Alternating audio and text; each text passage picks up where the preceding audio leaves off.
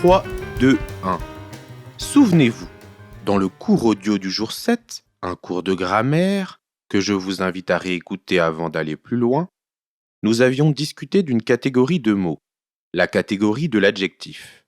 Petit rappel, nous avions précisé tout d'abord que l'adjectif était commandé par des mots appartenant à une autre catégorie, les noms. L'adjectif est un mot qui s'ajoute à un nom pour lui apporter plus de caractérisation, pour le détailler, qu'il renseigne mieux. L'adjectif s'accorde avec ce nom en genre, masculin ou féminin, et en nombre, singulier ou pluriel.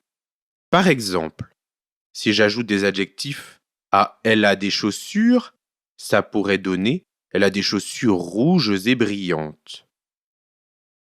Dans la même leçon du jour 7, on avait précisé que les adjectifs au sein d'une phrase pouvaient avoir deux fonctions, c'est-à-dire deux manières d'être placés dans cette phrase, la fonction épithète ou la fonction attribut.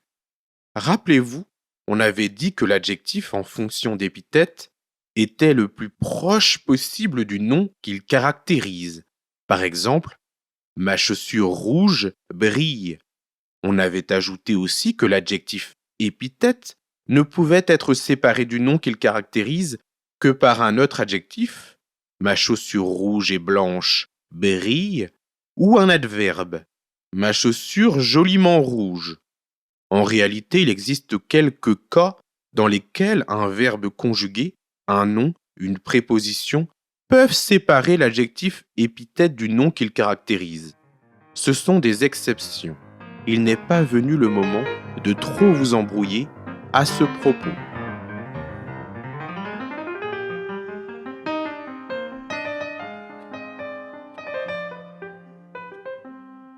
Concentrons-nous aujourd'hui sur l'autre fonction importante et reconnue de l'adjectif. L'adjectif en fonction d'attribut.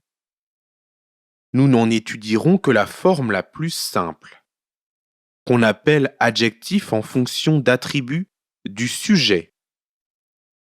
Pour commencer, je vais vous donner deux phrases, dont l'une intègre un adjectif en fonction d'épithète et l'autre un adjectif en fonction d'attribut.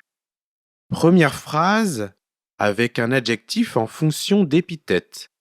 Il y a une longue route. Deuxième phrase avec un adjectif en fonction d'attribut du sujet. La route est longue. Comment décririez-vous la différence entre ces deux propositions? Plus précisément, qu'est-ce qui sépare dans la deuxième phrase l'adjectif du nom qu'il caractérise? Réfléchissez bien. Ces deux phrases sont inscrites sur le document de travail du jour 15 pour vous faciliter cette réflexion. N'hésitez pas à utiliser la fonction pause du cours audio. Alors, comment décrire la différence entre ces deux propositions? Oui, tout à fait. Un verbe conjugué sépare l'adjectif du nom dans la deuxième phrase. Ce verbe conjugué, c'est le verbe être. L'adjectif, en fonction d'attribut, dans sa forme la plus simple, est séparé du nom qu'il caractérise par un verbe conjugué. Il va falloir préciser.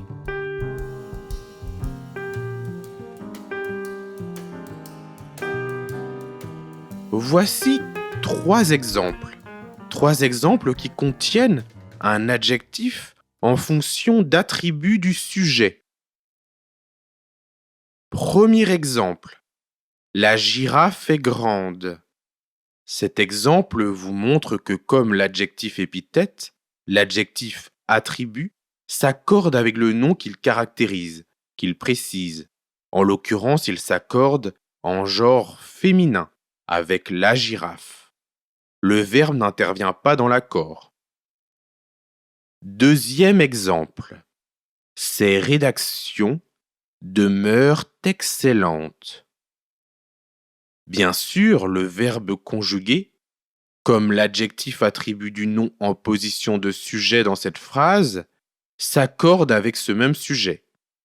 J'en profite pour rappeler que le sujet est ce qui, dans une phrase, conduit ou commande le verbe conjugué, que ce verbe exprime une action ou un état des choses.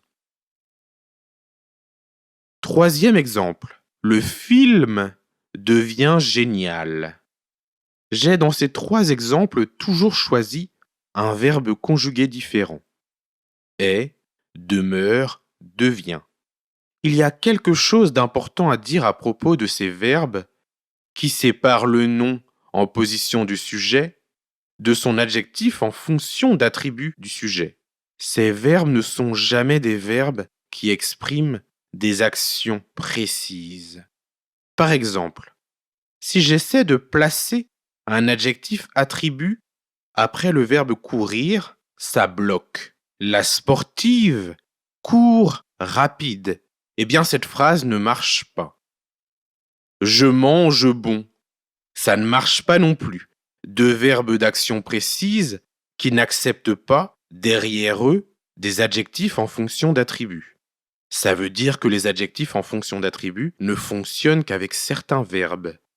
Seuls les verbes qu'on appelle verbes d'état acceptent les adjectifs en fonction d'attributs entre eux et un sujet. Ces verbes ne sont pas nombreux. Être, devenir, demeurer, rester et quelques autres encore.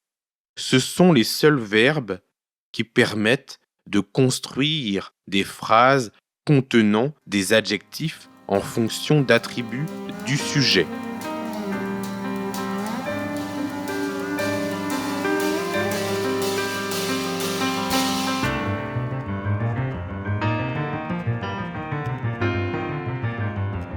Parmi les types d'adjectifs en fonction d'attributs, il n'y a pas que les attributs du sujet. Il y a aussi ce qu'on appelle les attributs de l'objet. Je n'en parlerai pas aujourd'hui. Je préfère que vous vous concentriez sur l'adjectif en fonction d'attributs du sujet ou en position d'attributs du sujet. J'accepte aussi cette formulation. J'invite ceux qui le souhaitent à me construire une phrase qui intégrerait un adjectif en fonction d'attributs de l'objet, sachant que l'on appelle ici objet ce que vous connaissez mieux sous le nom de complément d'objet ou de complément du verbe, qui très souvent se place après le verbe conjugué dans une phrase. N'en disons pas trop afin de ne pas trop vous embrouiller.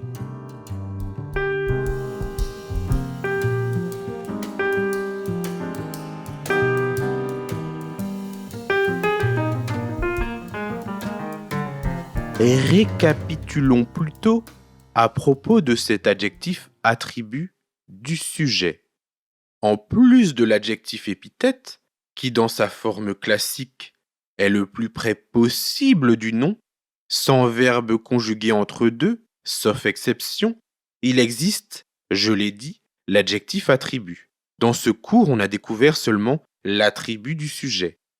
Cet adjectif attribut du sujet est séparé, en quelque sorte, de ce qu'on pourrait appeler son chef, le nom, qui lui est en position de sujet dans la phrase, par un verbe conjugué. Mais pas n'importe quel verbe conjugué, on l'a dit. Un verbe conjugué qui n'exprime pas une action comme courir, mais plutôt un état des choses plus stable, plus fixe, plus statique. Le président devient vieux. La vie est compliquée. Nous restons confiants. Voilà encore trois exemples de phrases qui contiennent, en plus du verbe conjugué qui désigne un état, trois adjectifs en fonction d'attributs du sujet. L'adjectif en fonction d'attributs du sujet s'accorde avec le nom qu'il caractérise en nombre et en genre. Je ne vous mentirai pas, on a découvert pour l'instant qu'une toute petite partie de ce qu'est la catégorie de l'adjectif. C'est un véritable petit univers avec des dizaines d'autres spécificités.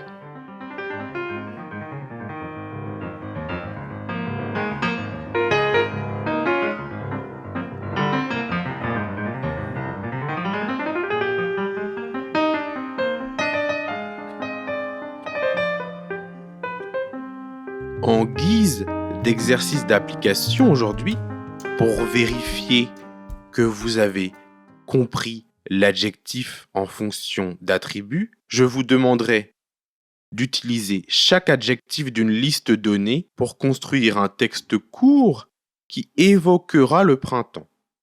Ces adjectifs devront être utilisés en fonction d'attributs du sujet dans votre texte. Et vous devrez bien sûr prendre garde aux règles d'accord. Les adjectifs de cette liste sont les suivants: vert, bleu, lumineux, magnifique, prometteur, pittoresque, musical.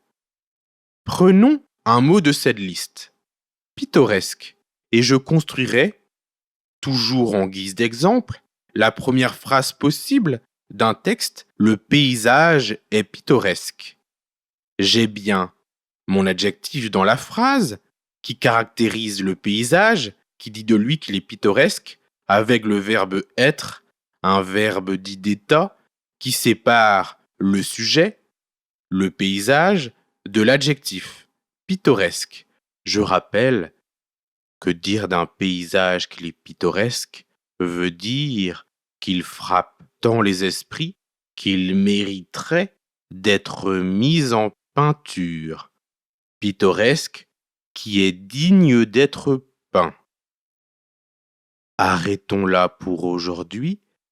J'espère que vous arrivez à bien comprendre la distinction qu'il y a entre l'adjectif épithète et l'adjectif attribut. Si oui, c'est réussi. À tantôt.